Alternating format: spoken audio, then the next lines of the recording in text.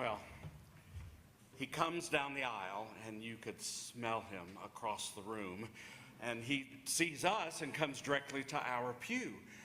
I didn't look at him. I didn't want to encourage him, but here he comes right next to my wife and sits down.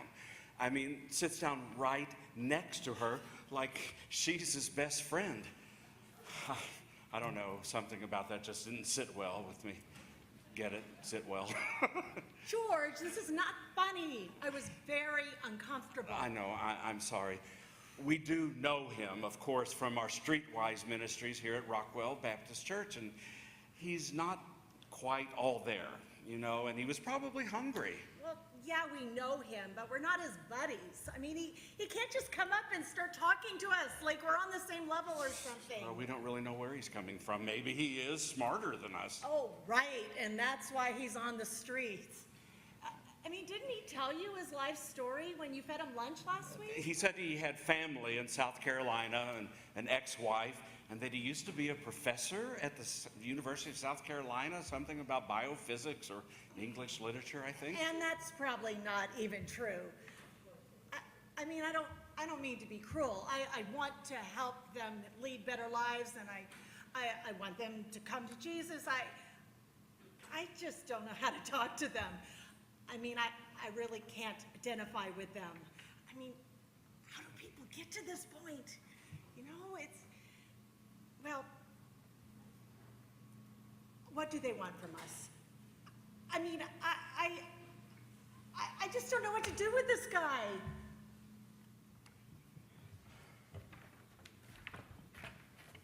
And now the sister of a woman veteran with PTSD explaining to the church nursery worker why this veteran just lost control when picking up her child after church.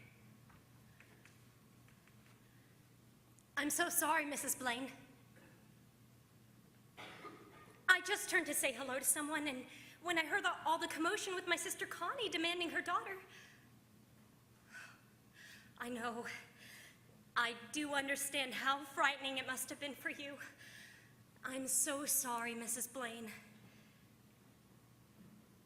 I should have been more diligent. Yes, of course you have to think of the children. And my husband and I are trying to help my sister through this, whatever it is. She hasn't been herself since she got back from her deployment overseas. Of course it was inappropriate. And she would never say or do anything to hurt anyone. If she was in her right... Well, I don't think anyone was in real danger. I was right there to take over as soon as I saw what was happening. I understand your concern, but surely you can see that Connie just needs help. Oh, no, please don't turn little Maddie away. She needs her friends right now more than ever.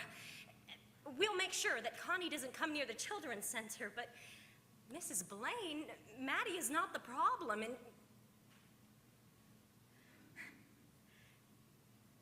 Okay.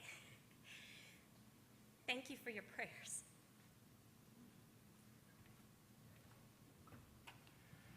And now a teenage girl as she tries to process the suicide of a friend in her youth group.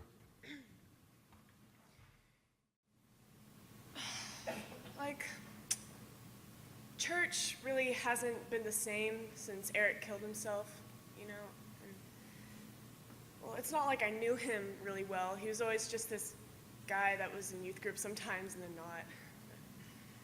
Pastor Pete had some counselors come in after he did it, and they're all like, it's not your fault and you couldn't have done anything different, but now we just talk about regular stuff.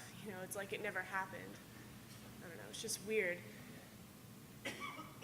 No one even talks about it anymore, except for texting, but that's not really talking. It's been 3 months, and no one even mentions it anymore. It just makes me think no one cared about him. Makes me think no one cares about us. Makes me think no one cares about me. And now please join with this young man who struggles to convince his parents that his sister needs help when the parents don't want anyone in the church involved or aware of the problem.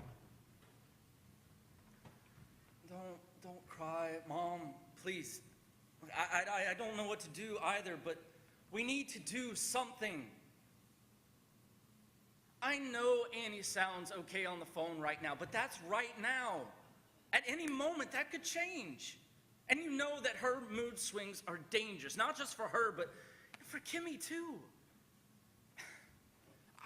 I can't take care of her, and neither can you. She needs help. We need help. We need to know how to help her. Yes, Dad, I did talk to Pastor Dylan. And you know what? He is kind. You know what? And he said that we can count on him. I don't understand this. I don't understand how you can put your family's health in jeopardy simply because you're afraid of what other people might think.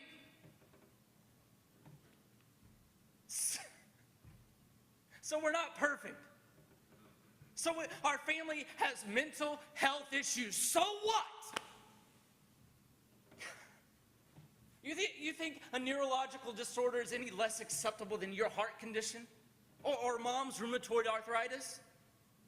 You think that somehow that makes us pariahs? You know, social outcasts. Like, that's not good enough for our church family. Well, you know what I think?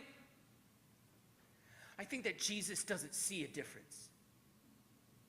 And if our church family can't look at us the same way that Jesus does, then maybe we need to find another church. Because I can't live like this anymore. And neither can you, and neither can Annie or Kimmy.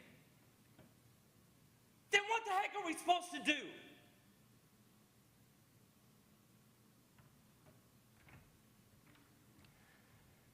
Finally, let's visit a pastor who's feeling the strain of dealing with a troubled member of his church.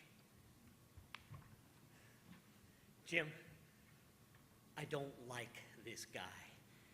He comes to me saying he's worried about his job security. There have been talks of layoffs.